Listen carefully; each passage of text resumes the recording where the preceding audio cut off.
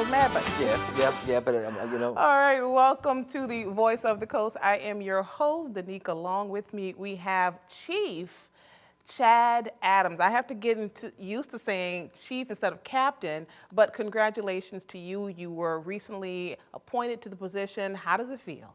feels good, man. I thank you for that. Yeah, so of course, I was just kind of explaining to you, being a transplant, I hear last names all the time. People ask me, where you come from? Foley, where is that from? But Adams, to me, I feel like it's one of those names you just kind of know. Yes, ma'am. And it's a familiar last name, but give me the rundown on your history. Where you come from?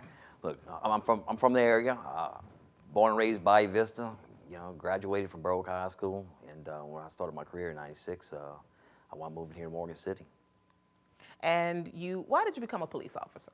Look, to be honest with you, I just kind of went to high school, went to UL for a little while, and I was trying to figure out what I was trying to do. And somebody said, "Hey, why don't you try to take this job as a correctional officer?" And I started in corrections with no intent to be a police officer. Okay. I did that for a year, and I guess the job that I did, a couple people spoke to me, "Hey, why don't you, take a test to be a police officer? Because we are a civil service, so you got to take a test for each position." Okay. And that's what I did, and here I am, 26 years later. 26 years. I was going to ask you, how long have you been in the Yes, ma'am. business? For 26 26. years. So you bring 26 years of experience starting in the corrections facility, Yes, ma'am. correct? Yes, ma'am. And here you are today. And tell me a little bit about your family. I met your wife and your kids, your mom, your dad. Tell me a little bit about your family. Yeah. Married to Michelle Weiss, Michelle Adams, of 22 years. She's from Patterson. Raising, currently right now we have 3 kids here in the Morgan City area. I got my daughter who's at Nichols, my son who's a senior, my little one that you met that's at Emmy Norman, and then we have our oldest son that went to the service, and he's still living out of state. I saw the face of your daughter particularly, and she just seems so proud of dad. And I'm sure Yeah. all of your family is proud.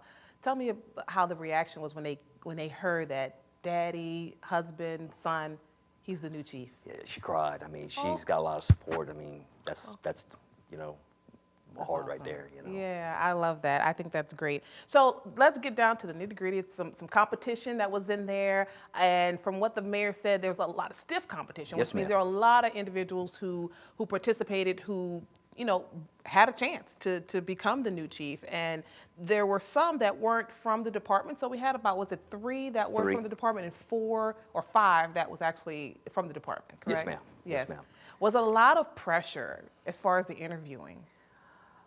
I have to say that the interview process that Mayor Dragner put in front of us, it was great. We had a chance to meet with him one-on-one. Each candidate, speak behind closed doors, give him our plan that we had for the department and the city itself to move forward. And I'm sorry. I started my interview. I'm kind of proud of this. I started my interview at 1:30 with Mr. Dragner, and 5 o'clock came. I'm kind of looking down. 5 o'clock p.m. came, and look, we got to be somewhere. He had to be somewhere. I had to be somewhere. Next, thing you know, it's 6 o'clock. Oh my. But we had a lot to talk about, and I think myself and him, we have a lot of good ideas moving the city forward, the police department forward. So, and he did tell me like there were about 40 hours put into this process of interviewing. So from 1:30 to 6 o'clock, that sounds like it was pretty grueling, which maybe that's good to say that he really crossed all his T's and dotted his I's when it came to appointing a new chief. So here you are today, and you talked about your plans, but can you tell me what was your first order of business? After Tuesday night, I had already scheduled a meeting with my command staff and along with my patrol supervisors. Kind of give them a little peek of what I plan on doing, moving the department forward, and look forward to next month having a departmental meeting with everybody. And I say next month, but it's only good, week away. Right. Getting everybody, kind of on board and kind of give them an idea. Everybody kind of gets nervous when they hear, new chiefs coming in, Yes. even though I'm inside of the department, but, got to make everybody kind of feel a little comfortable, And that happens, because I remember the transition that happened here at KWBJ.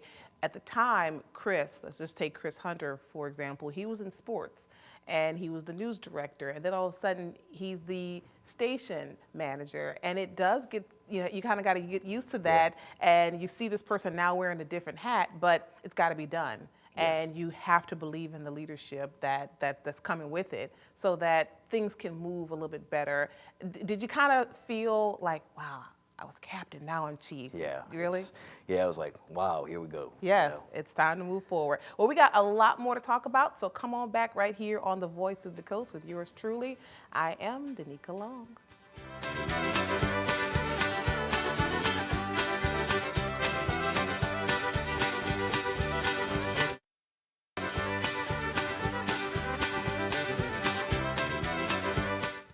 Welcome back to the Voice of the Coast. I am your host, Danica Long. With me, we have Chief Chad Adams, who is the newly appointed chief to Morgan City Police Department. So good to have you here. I am the first person you interviewed with, right? Yes. Okay. Look, people know, the folks who watch The Voice of the Coast, they know I am so competitive when it comes to that. I want the first interview. Doesn't matter that you talk to anybody else, I just want the first interview. That's all it is. And I'm happy to have you here. But I will tell you a little history about our interaction. I'll tell the folks this. When it came down to getting information, I would call this man all the time, all hours of the night. I'll text first. I met his wife and I had to apologize. Say, hey, I'm the lady on the other end. She totally understands. I will tell you that you have a very understanding wife. ma'am. She know that it came with the job. And I told her, now you'll likely be the last person I call, because now that you have other people in place to handle my questions Yes, at ma'am. all hours of the night. But I know one thing you said, and I was so proud to hear this, just as somebody who's a part of the media, is that you want to become more involved with the media. Can Yes, you ma'am. kind of tell us more about that? You know, you did a segment a while back with Captain Altman, you know, with Back to School, doing an interview on side of the road. I remember that interview, and it's like, you know, we got to have more interaction. We have to start shedding more information and more things on our department. You know, not only by our Facebook page, but being out there in front of the media and speaking to them and showing what we have to offer. You know, we have so many things that we do behind the camera that we don't get to show everybody what we do, and it's a lot. We got a lot of great men and women that work for us and do a lot of great things.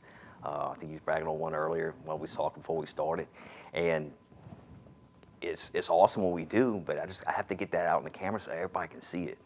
Well, you get nothing but an applause from me, because that is my job, and I appreciate having that open door policy, which takes me to the question. Yes, ma'am. Will you have that open door policy with the public? Yes, ma'am. Yes, ma'am. I have an open door policy. Come to the Morgan City Police Department or want to call and set up an appointment. I got a new chief secretary, Miss Judy Kramer. You can talk to her and set up an appointment and come see me. I love listening to people. I really do. You know, sometimes people may have a complaint and they just want to be heard. You know, come in here and tell us what happened. And it may be something that we can improve on, you know, for our service. And then, you know, there's sometimes, like we was talking about earlier, you know, we do have things that people are able to come in and tell the chief, hey, this officer did a really good job, and this is what he done. And we can recognize that officer. All right. Well, those are some things obviously you want to implement and have it more readily available to the public. What are some other improvements that you see that could happen in the future, internally or externally? You know, my big thing is community policing, and you know, unfortunately, like I said the other night, COVID took that away from us, and I have a whole bunch of new officers that's on the street, and I had some questions like, who's that? Who's that? And you and I know each other from many years' experience, but I have some new officers on the street, and I want to get them involved in community policing. And when I say community policing, I'm talking about if you have an event in your area, you know, and you want to have an officer come, it may be a meeting. I talked to a lady the other day, and she says, hey, look, Chad, we're doing this for Lawrence Park. And I got really interested in it, and she's like, hey, you want to come by for the meeting? I'm like, yes, ma'am, call me. I'm going to come, you know, and check it out. But I want all my officers to have that ability, you know, because it puts a little special interest if they're in that community helping, and it puts a face with, you know, a name with a face. You know, we want, you know, of course you want to hear all the good stuff, right? I mean, I know that's probably what you want to hear, all the good stuff. But since taking office, have you had any complaints that you can say, you know what, that's going to change? Have you talked to the public at all? I know it's very fresh, so I know I'm kind of asking this 2 days after, but Yes, ma'am. have you talked to any of the public yet? No, I really hadn't had anybody came in and said, hey, look, you need to change this. I did have some people come and ask me, hey, what you talking about community policing about? Oh, good. And that's, you know, I've had those conversations, and it kind of like a light goes off in their eye, like, you know, they're happy to be able to hear that. And, you know, like I said, I want to have my officers back in the community and everybody know each other. All right. Well, sounds good so far. We've just got 2 other short segments to go. Come on back right here on the Voice of the Coast with yours truly and Chief Chad Adams with Morgan City Police Department.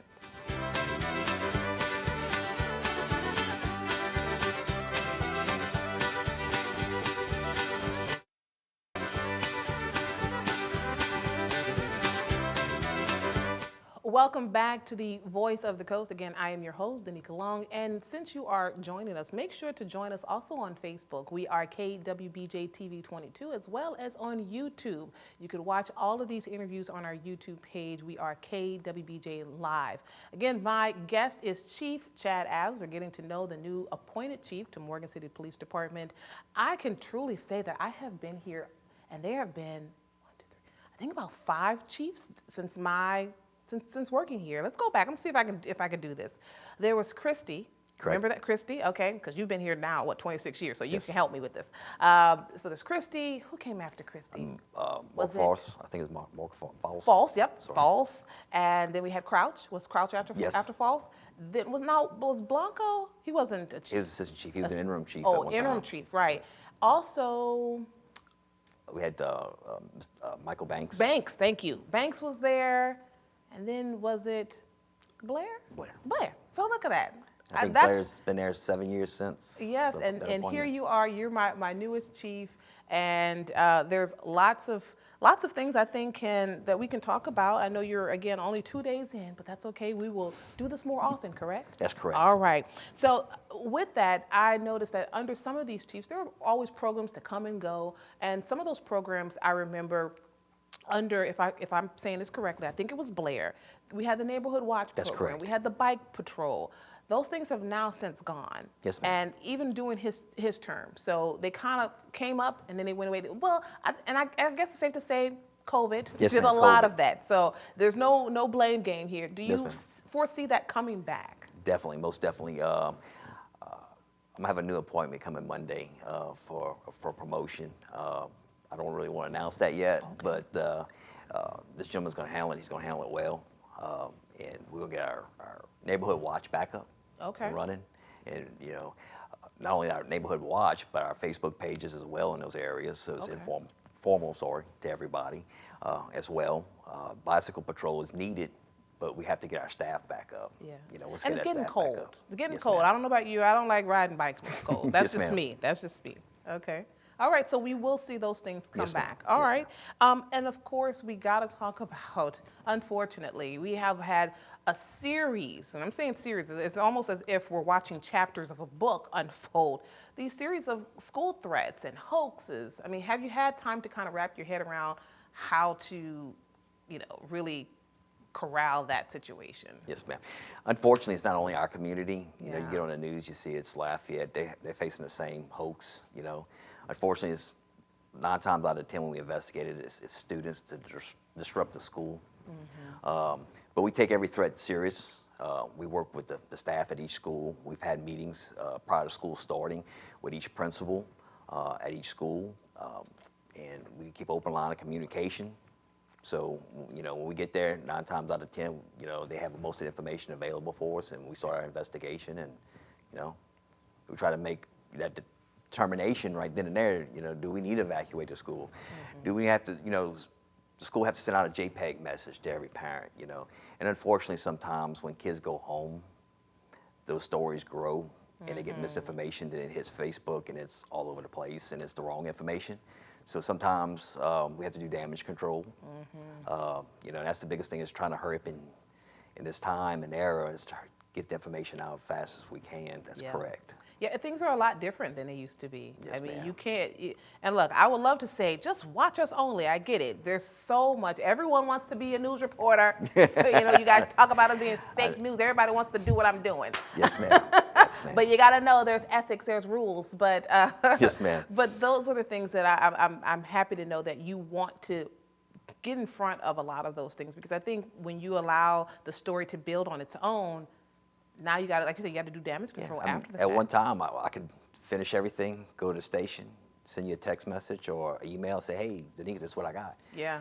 we're doing it from the school. Yes. You know, and trying to get that information out. And we're coordinating with the principal. Hey, this is, when you send out on JPEG and making sure that ours is, the same information, that we send out the Yes. same information so nobody's getting misinformation.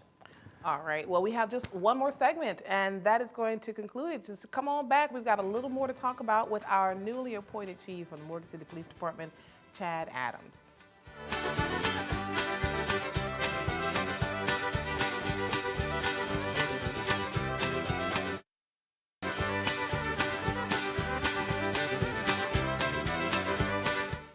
Welcome back to the Voice of the Coast. Again, I'm your host, Danica. Along with me, we have Chief Chad Adams, the newly appointed chief to Morgan City Police Department. And I used to go to the police department often, and I could tell you who was this, and hey, how y'all doing? Hey, such and such. I think now I don't really know too many people, and they don't know me either. And but that's okay. They're new officers. Yes, ma'am. How would you say there's maybe more newer officers versus the vets, or are we kind of, where are we with that? When it comes to patrol, our patrol officers, they're probably, some of them are 3 years or under, and that's why I said, it was talking about earlier, because of COVID, they didn't get a chance to really show their face. But one thing I do want to talk about is our command staff. I mean, we got almost over 200 years of experience, and it's all from Morgan City Police Department, and I'm proud of that. When I talk about, since Chief Griffin, 30 years, Captain Augman, 27 years. Wow. Next captain is going to be in that same realm of 20 plus years. And then we got our lieutenants are, 20 plus years. So we bring a lot of experience to the table and a lot of knowledge. And most all these people are from Morgan City, and they're in our community. But I really, like I said, want to get our new officers out there. Now, something you said, command staff, and typically when I think of command staff, I'm thinking about the admin, the administrators. Administrators, hey, they did their work. They're like, I've done I don't know if it's right to say the grunt work. Hey, I was there. Yes, ma'am. Okay, I did that. I paid my time. Now I'm going to sit here and I'm going to do more of the paperwork. Do you foresee them maybe getting out in the community a little more? Yes, ma'am. Okay. Yes, ma'am. Okay. I think I spoke to you already. I want my command staff doing interviews with the media and speaking to y'all and giving y'all some of the news footage y'all want. Okay. Y'all heard it here on the Voice of the Coast. I'm back, baby. All right. Let's talk about trainings. Do you foresee any trainings that you're like, you know what, we really could use this? Yes, we've done active shooter. We'll talk a little bit about that. But do you think there are other trainings that maybe you could implement more? And I'm only asking because I don't know. Maybe what about sensitivity training? Have you guys engaged in those type of trainings? That's something that moving forward that we need to do. A lot of training that we do to save money, believe it or not, that we host here in Morgan City, that also benefits other departments in the area. That's something I'm looking into, and see if we can get somebody down here and do some training in that as well. Okay. Now, there was one just recently, I saw it on Facebook, the flyer, a safety training. It was Yes. also conducted in addition with the school board, is that correct? That's correct. Tell us about that. St. Mary Parish Sheriff's Office put on an active shooter deal that we hosted here at Morgan City High School. It's kind of neat. It's kind of scripted, but it's kind of real time to where we put all our dispatchers in the command center, and they had to kind of script to read, and they dispatched the officers to the scene, and they had to get there and figure out how to get into the school, because now we do know they're secured.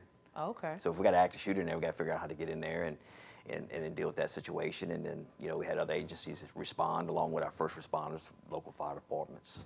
Now, was this open to the public? No, ma'am. No, okay. But it did get the school board involved, or the school teachers. Were teachers Correct. there as well? I believe some of the teachers, maybe some students, I think as acting participants. And I believe that after the training, I think they met with y'all as well. So this was going through real time Yes, ma'am. training. And what do you think, I know most of the times when you do those active shooters, it's all within the department. How did it feel getting all these other different players involved? Did it make it feel more real? Makes it feel more real. Then we realize the duration of somebody's response. Having another agency have to come into our city and respond in our schools. Recently, officers from St. Mary's Sheriff's Office, my department, Berwick, we got together and went visit all our schools and seeing maybe some of the concern areas that we'd have, you know, for safety and things like that. And we visited each school, and that was kind of nice because we was able to see the outlay of Berwick Junior High and yeah. Berwick High School and things like that. That is pretty important. You offer, most times you hear about the mutual assistance. Yes. So it's needed that you in Morgan City would know how Berwick is laid out. That's correct. Okay. So would you say that you guys are really being a little more active when it comes to your trainings? Yes, ma'am. Yes, Yeah. ma'am. Okay. Well, open door policy, how can they get in touch with you? What's the number to the police department? Area code 985-380-4605. All right, one more time. 380, correction, 985-380-4605. All right, there he is. Open door policy. This is our newly appointed chief, Chief Chad Adams. Again, thank you very much for giving me the first interview, and all the other ones, they can have you now. Thank you, I ma'am. got what I Appreciate you. needed. But of course, there's also an open door policy here, so we would love to have you back on KWBJ, the voice of the coast. Thank you, ma'am. Congratulations. All right, folks, we'll see you guys next time. Make sure to subscribe to us on Facebook. We are KWBJ TV 22.